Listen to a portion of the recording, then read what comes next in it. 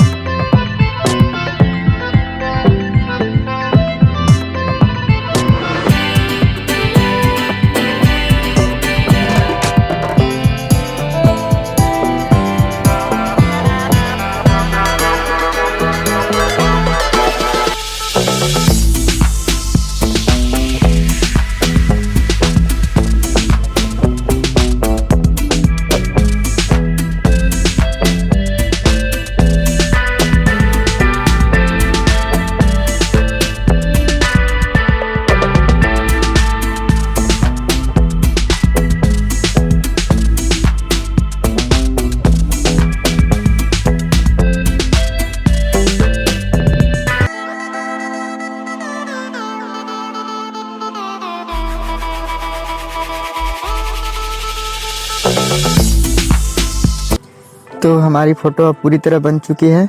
अब मिलते हैं नेक्स्ट वीडियो में किसी नए कंटेंट के साथ।